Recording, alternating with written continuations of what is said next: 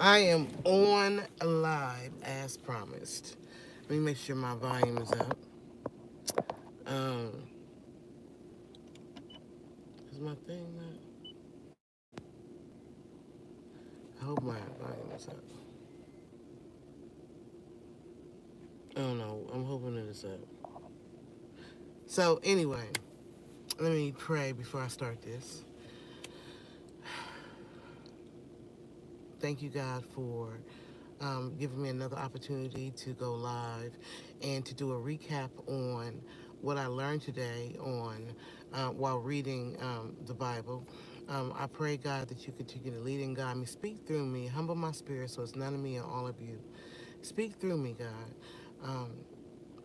And let me hear what it is that you're saying as well as while I'm speaking it and want other people to hear.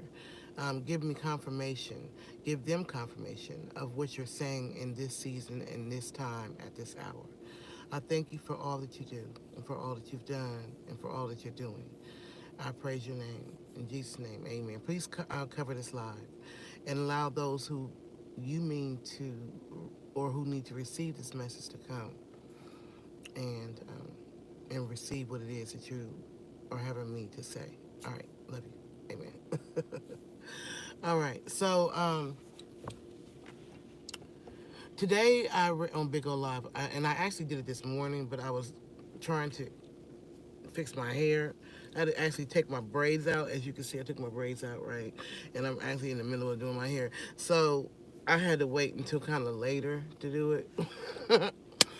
But so I actually did it early this morning, and I really didn't know like where God was leading me. So I read it was First Samuel chapter 14. It was chapter 14. And at first I wasn't really sure like where it was heading, right? So yesterday I read chapter 13 and it was talking about how um, God had told Saul to do something or not to do something, and he was supposed to wait for Samuel. Right, he was supposed to wait for Samuel to come because he was getting ready for this war. But fear started to creep in because the people, because they started off with like 3,000 men or something, and they started leaving, and the Philistines that was warring against them started coming. You know, they were starting to like crowd up, and Samuel didn't come at the time that at the appointed time that he thought he was supposed to be there. So he decided to take matters into his own hands, and he did something that was not God's will. That ain't what God told him to do. So as soon as he did it, which I think it was a sacrifice or something like that, but as soon as he did it, Samuel came, and Samuel was like, "What have you done?" And he was just like, "Well, you didn't." Saul was like, "Well, you didn't get here in time," and so I just, everybody was leaving, and they were starting to crowd, and I just decided to try to, do it myself or whatever. And he was like, "That's not what God told you to do." So now, because you didn't do what God told you to do, now God's going to give the favor to somebody else. You missed out. He's going to give it to David. So anyway, in chapter 14, his son, right? I guess his son is not really for Saul, what Saul got going on. Because Saul is, I think he's starting to feel like, he can do whatever he want to do, you know. So Saul, Jonathan, who was Saul's son, sneaks out of the area with his I don't know, a servant or somebody, and they go off, and he asks God to give him direction, let him know what to do, how to do it. And the person he brings with him is like, whatever God tells you to do, I'm with you. We're gonna do it. So they ended up going up to the Philistines or whatever, and they was like, we'll know what God wants us to do by what they do. So they ended up going to basically they ended up winning the war because they were obedient to what God told them to do, right? So Saul, on the other end, He making one foolish decision after another because he's not waiting for God. He's not doing what God told him to do. So he's making one stupid decision after another. He tells the men he don't until they win the battle against the Philistines. He don't want nobody to eat, right? So these people over here supposed to be fighting, but they hungry. The son comes back and he sees some honey. He eats it because he don't know what the father just said. Because the father basically said anybody who eats before he win the battle is going to be killed. So but anyway, his son don't know. His son eats, right? And his son comes back like, why would you even tell them to do that? Da, da, da. The father finds out that his son, Saul finds out that Jonathan went against his will and he was going to kill him. But the people's like, how you going to kill him? And he just saved us. He won the war. It was crazy, right? So it just made me think, like, Saul, you doing one stupid thing after another because you're not waiting for God to instruct you and tell you what to do, and you're not being obedient to what God has told you to do. You're going to win this battle, or you're going to win whatever it is that you have prayed to God and you've asked God to give you in this season. You're going to get it as long as you are obedient and do the things that God tells you to do. Or you know, sometimes God can test you, right? He can test you and he can send someone to you that's in need, right?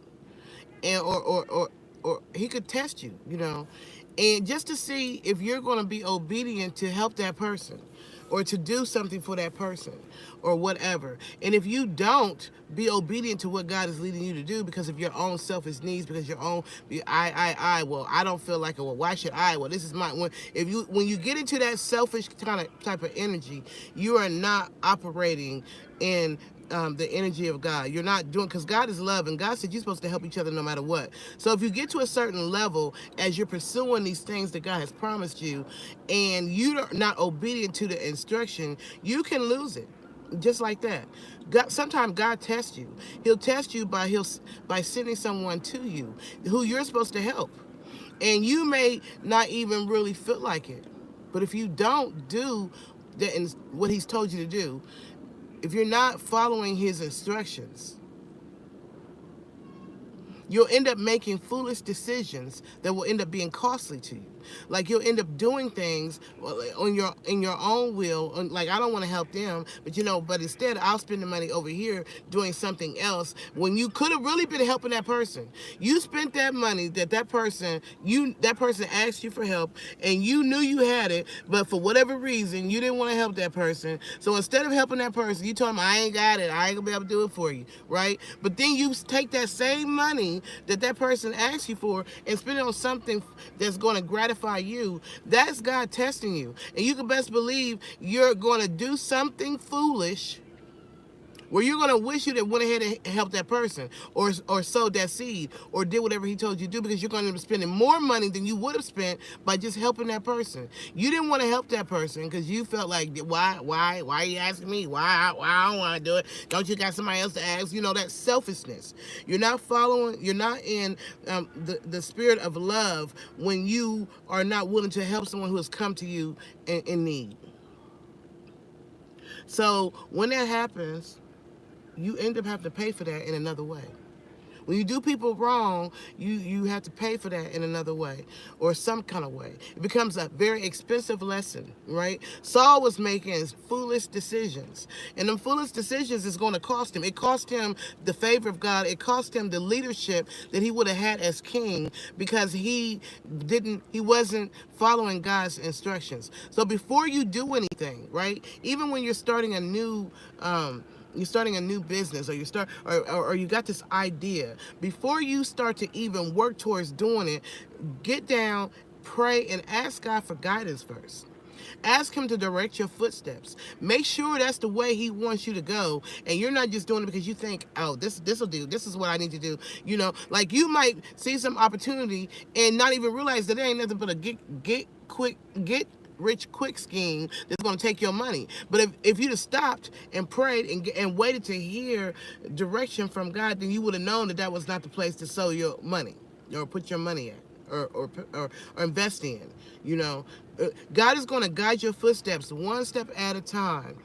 But you have to be willing to listen. And then when you pray, you got to wait. You can't just pray and then just wait. You didn't even get instruction yet. Wait. You don't even know what God wants you to do yet because you didn't wait to see what he said.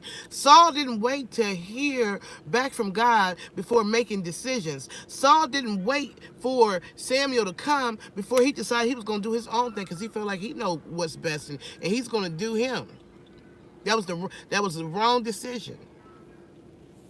Whereas Jonathan, before he even did anything, he prayed and asked God, what direction do you want me to go? And if this happens, then I know you want me to do this. And if that happens, I know you want me to do that. As far as fighting, going up into these Philistines, whatever you have me do, God, that's how I'm going to do it.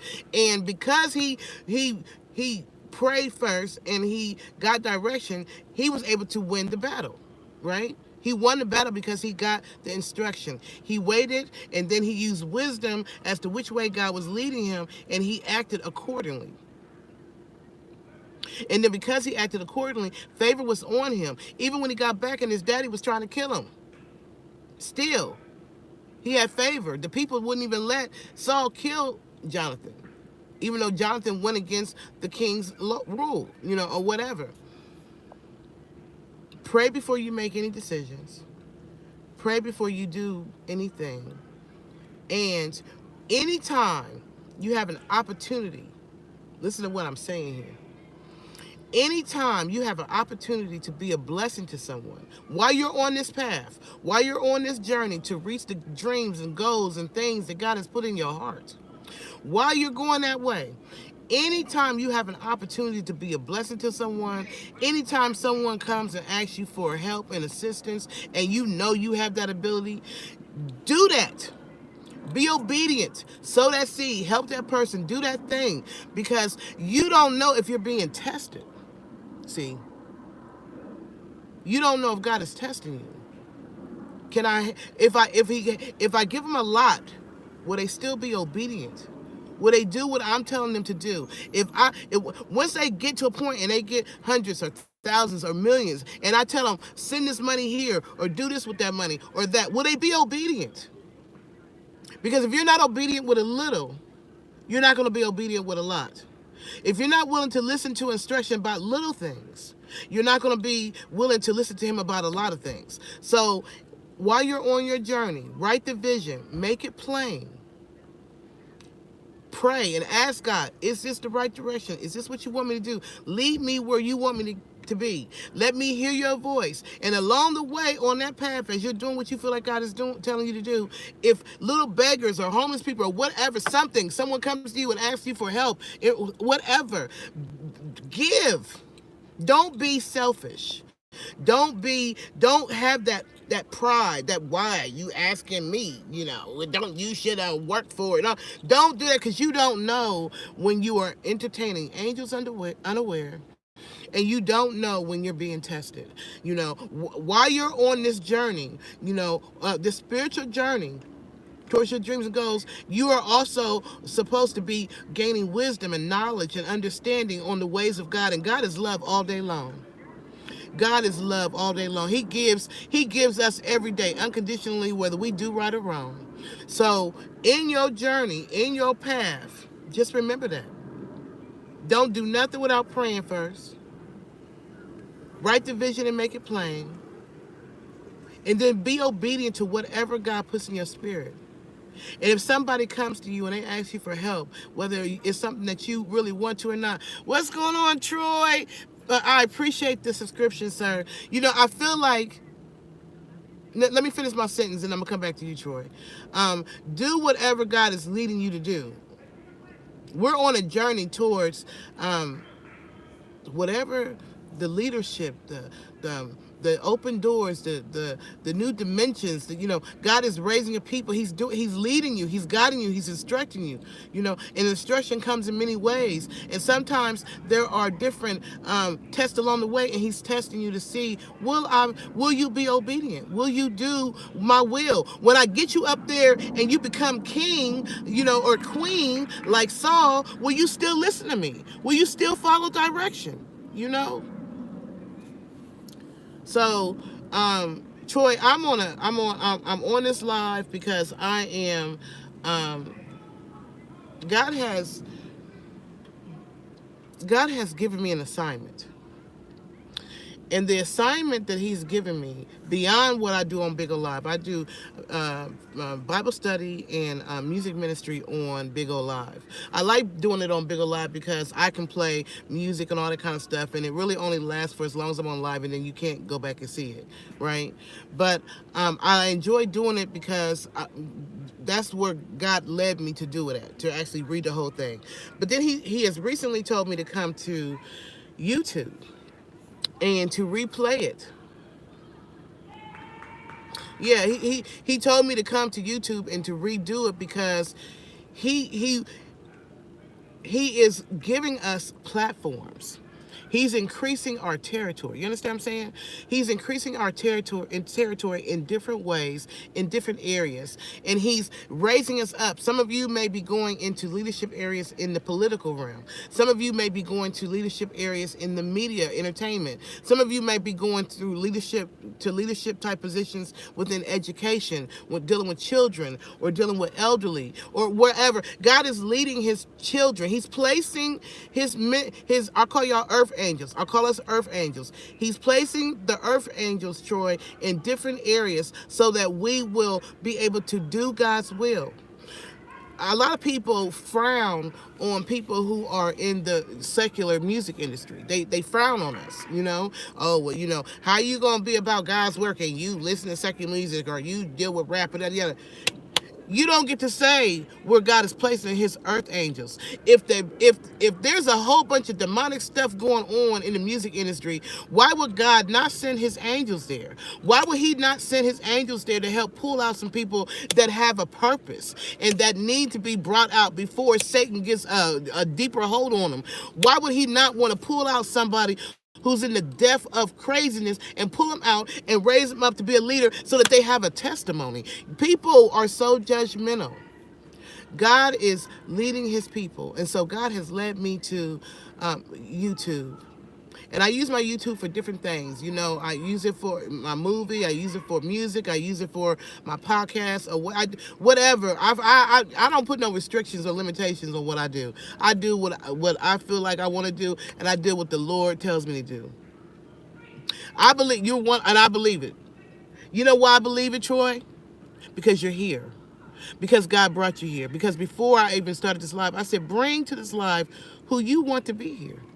Bring who you want here.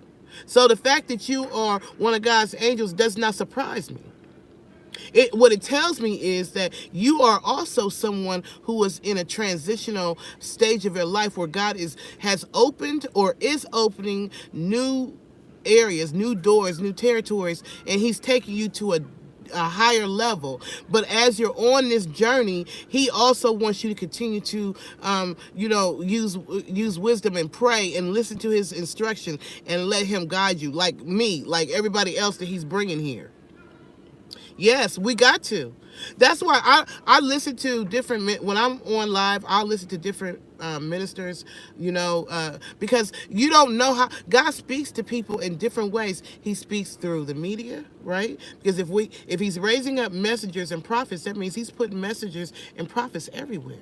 So I listen to those who I feel like that is God is speaking to me. I listen to them, when I go to church, of course, and then just the Bible, and then every little things God speaks in different ways. Like I was on live I had just started doing this in the exact same location that I'm in right now, because I'm actually about to go and watch some youth do a talent show, so I can see what's going on with that.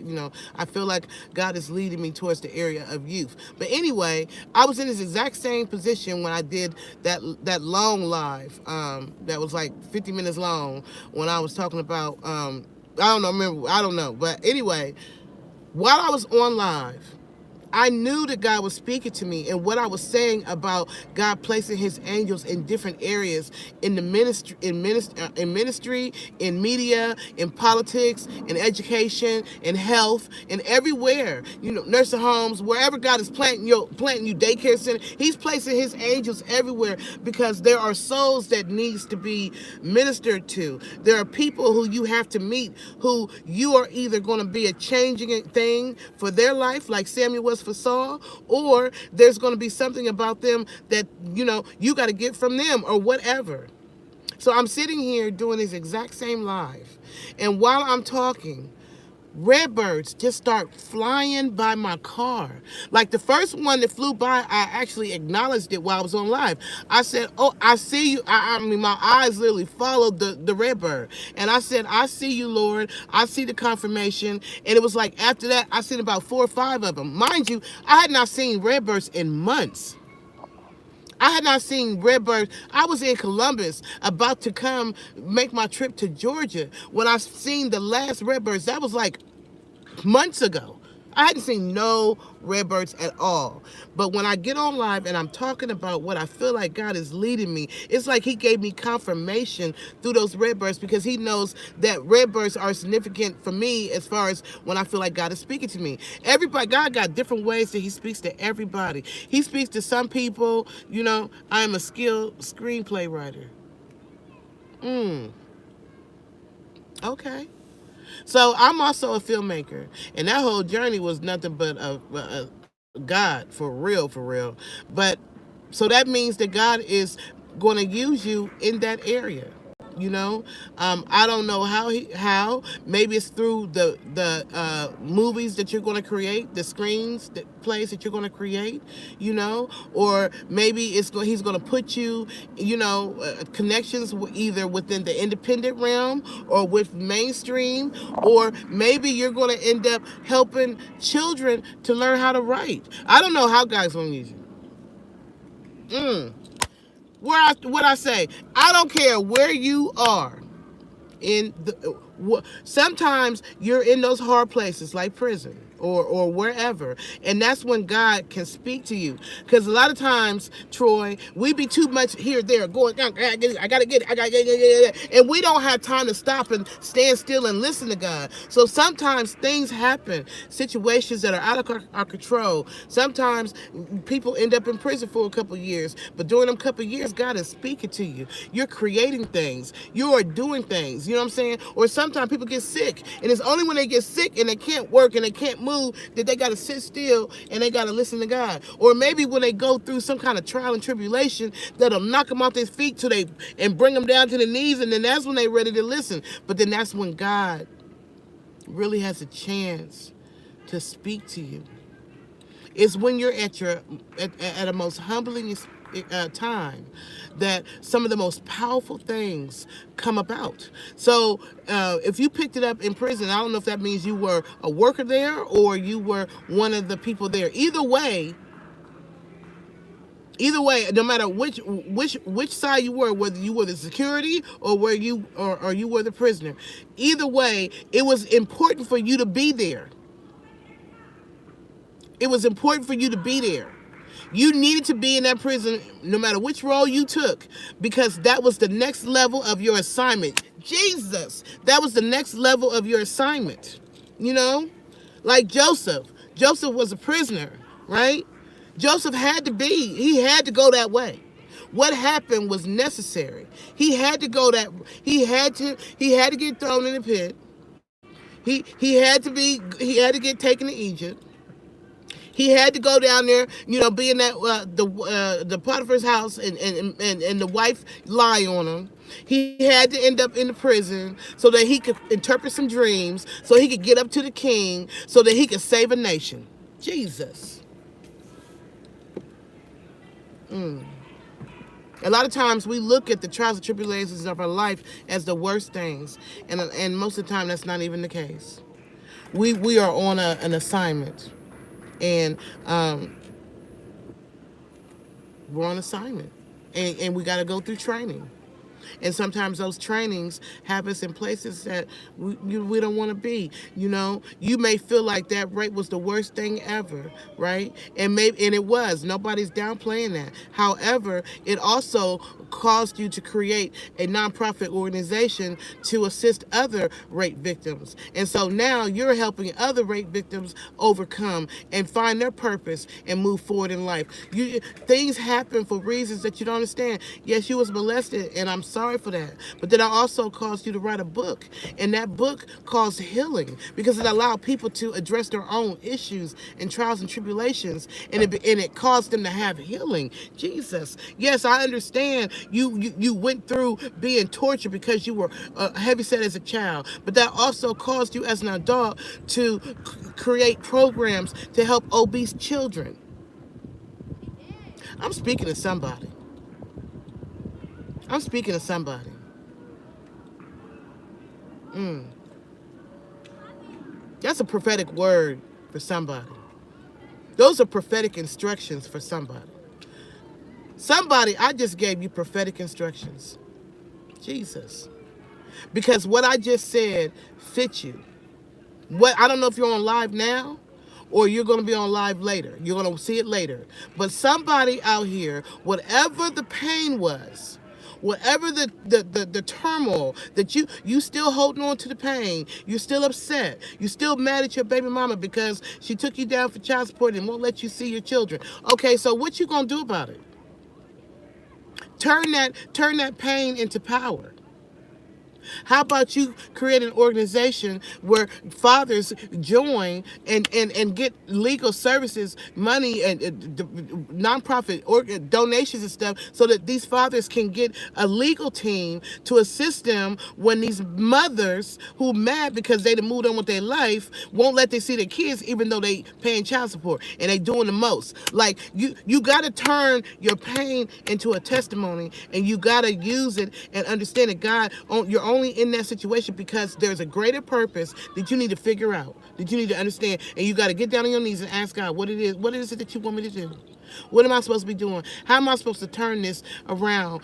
Lead me and guide me. Jesus, lead me and guide me. Lead me and guide me. Don't let me do what I think I'm supposed to do. Let me know what you want me to do and how you want me to do it. Guide my footsteps, God. And while you're doing it, have a loving heart. When people come and ask you for help, when a beggar man asks you for $1, what you gonna do with that dollar? You was gonna go and buy yourself a candy bar or a bag of chips or something? Huh? What was you gonna do with that $5? Huh? What was you gonna do with it? Oh, you was gonna go to Mickey D? You was gonna give it to Mickey D?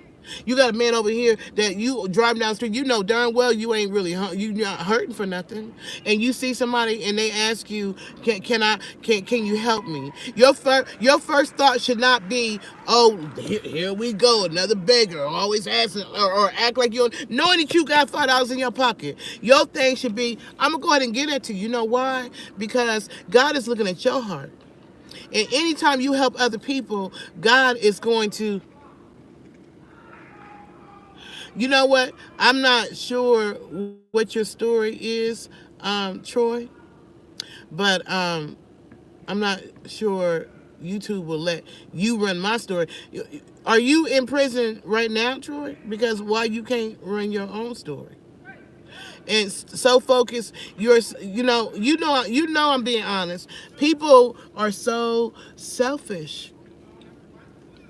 How you know if that's not an angel? Park right there. Because there's divine appointments. And God is be testing you. Please don't think you're going to be tested. I feel like Saul was tested. I feel like the reason why, because God ain't never late. So the fact that Samuel was late getting to an appointed time and Saul went above and did his own thing, even though he had exact instructions, I feel like God was testing Saul. Now let me see if Saul going to do right. Let me slow Samuel down so Samuel don't get there at exact the right time. And let me go ahead and bring these forces in so it looks like he about to be attacked. And let me have the men that's with him start leaving. And let me see what Saul gonna do. Because I know I didn't gave Saul exact instructions. So God is like, let me see what Saul gonna do. Let me see if Saul can be trusted. And sure enough, Saul did not do right. And that's why God said, you done lost your favor. You done lost the leadership. I'm about to give it to David because I can see right now you ain't even made it to the top of the top and you already ain't doing right. You know what I'm saying? You never know when God is testing you. That homeless person might just be an earth angel that God has assigned to meet you at that exact freeway sign at that exact time to see if you're going to go ahead and give him that $5 in your counsel or if you're going to look at him and stuff your nose up in the air while you headed to a meeting trying to get somebody else to help you. Mm.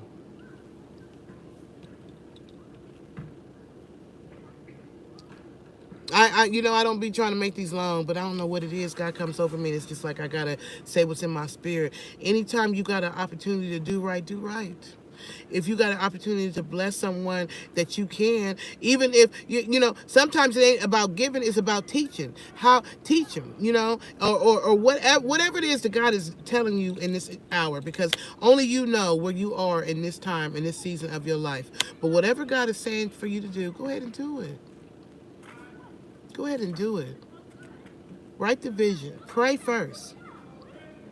Then write the vision and make it plain. And then trust him. When I did that movie, and I'm gonna tell you something, Troy. When I did that movie, This Can't Be Love, I did not know how to I didn't know how to write scripts. I didn't know how to write books because it was a book first. I didn't know how to film. I did not know anything about filmmaking. I did not have money because I was a single mother on food stamps, okay? I was in between. There was times when I was working as nursing, and there was other times when I was pregnant or going through whatever, and I wasn't working.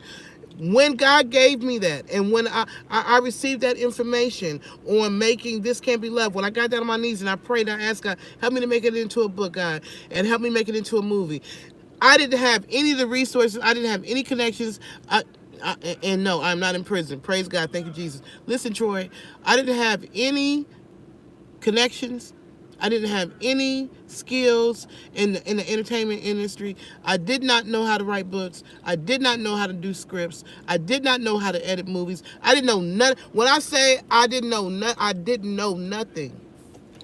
But because I prayed first, and because I asked God to guide my footsteps, that's exactly what he did. But let me tell you something. He didn't give me it stuff. He gave it to me one step at a time. One step at a time. It took me 7 years to film that movie. I did not have a traditional investor. I had nobody to give me no money. It wasn't no Netflix deals. It ain't had none of that. I paid for each scene, one scene at a time, and sometimes I didn't even have the money. I had to get it from friends and family or people in the movie. One step at a time. So, Troy, write your script. And then get down on your knees and ask God. Before you even write your script. Ooh, Jesus. Before you even write your script, get down on your knees and ask God, what is the story you want me to tell? What is the story you want me to tell? What is the story you want me to bring through me? What do you want me to talk about? Give me the story. Give me the ability to write the script. And when I do, God, give me what I need to turn it into a movie, into a film that's going to, glorify you as well as tell this story in a compelling way that people, once they start watching it, will not want to get up till it's over. Give me what I need. Guide my footsteps, God, and help me to do this. I promise you. If you do like what I did and you get down on your knees and you pray to God first, God is going to penning the script is no prayer. Right. That's in your own will. But when you pray, you may find that he wants you to do something different. That's why I said pray first. Right? Pray first and let him guide you. Humble your spirit so it's none of you or all of him. And you will create a masterpiece. That movie took me 7 years, and it was a humbling experience. God knows. I'm talking about riding Greyhounds from Chicago to Atlanta. I'm talking about the only way I'm able to feed the cast is with some food stamps that I had. Like, I'm talking about, it was a humbling experience. But God was faithful. And now that film that took me 7 years to it took me, the book took me, I started writing the book in 2003. I didn't even get the book published until 2006. I didn't get the script written until 2008. I didn't start filming until 2010, and it took me from 2010 to 2017 to film it. And then even after that, it was another year before I was able to have my movie premiere, and I ended up putting it on YouTube right before the pandemic. Talk about timing. God had me release it to YouTube right before the whole world was about to shut down and everyone was about to be on the internet. And so that work of love that I didn't know how to do now has 104 over 104,000 views, and people are like, "Oh, why don't you give it to Netflix? Or why don't you give it here?" Because I prayed and I asked God, "Where do you want me to put it?" And this is where He had me put it. So I just leave it alone because it's done. And I have, oh, let me take it down and redo. I'm not redoing that. I'm not taking it down. Nothing. That imperfections and all. I had to edit the movie. I had to do everything, and I didn't know how to do none of it.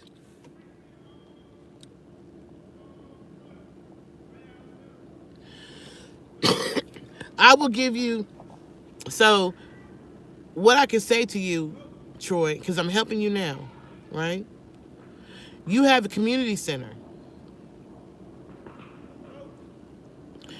You listen. You have a community center. In your community center, or within your free cable access. I don't know where you are in the world. I don't know where you are, but they have free programs. What city are you in? Are you in whatever city you're in? The oh, you're in Philly. Oh, you know Philly is all about creativity. So you need to find the community centers, right? In your area, the recreation centers, the community centers, and different things, the outreach programs, and find those who are doing stuff to teach. That's what I'm about to start really trying to do, but I'm not in Philly. But trying to teach y'all how to do it, right? Because there's nothing to making a movie. Let me tell you. All you got to do is once you write the script, if you know how to write the script, you say script ain't nothing. Once you write the script, then it's just going to be about doing, your storyboard. And once you do your storyboard, and storyboard is breaking it up. You know that for every minute, and for every page is a minute when you're doing a script. So, and the scripts are more about action.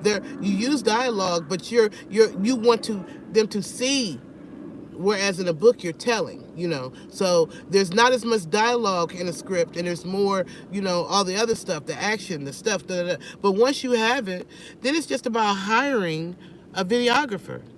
And for me, I went to the library, and the library put out a listing for me to do a casting call, and the people came. I had 100 people show up. That was nothing but the Lord. But that's because, remember, I prayed before I started. So they sent out something about a casting call. 100 people showed up at the library, and they auditioned for these different roles. I had them do a monologue. I had them do whatever monologue they wanted to do, and they had to do it in front of me.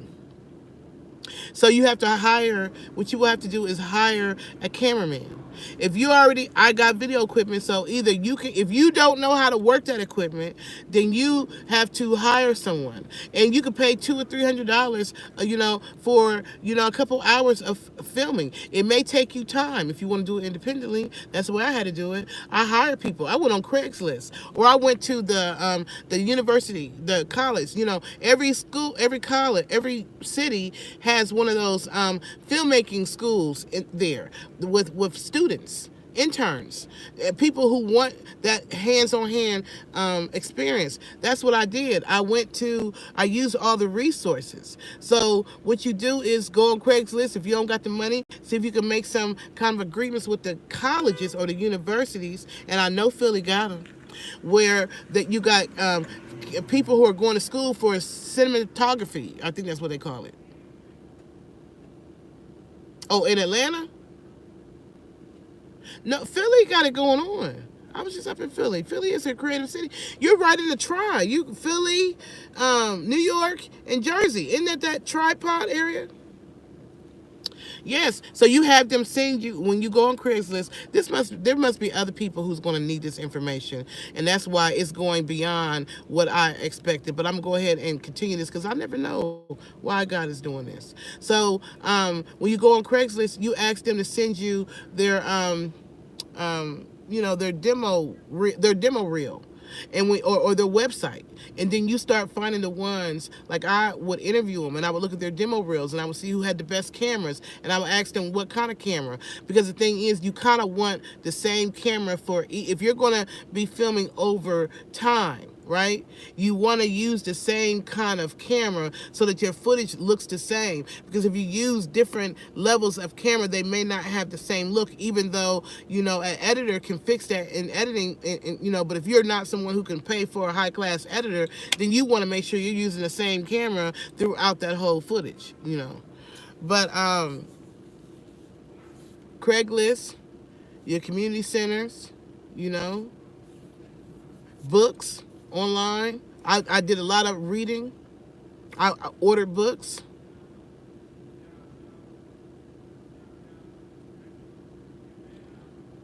The racism, let me tell you something. The racism everywhere is real. Well, it ain't just Philly. It's not just Philly, unfortunately. The racism is real no matter where you go. But God said He's with you wherever you are. I'm going online and outside of Philly. Okay, well, God is with you wherever you are. It's not going to matter where you are. If God means for you to go somewhere else, then God will give you that instruction, and He will make a way, and you will go somewhere else. But if what God is planning for you to use is right there in Philly, then He's going to send it. Don't matter about the racism. What you think? Georgia ain't got no racism? This the South.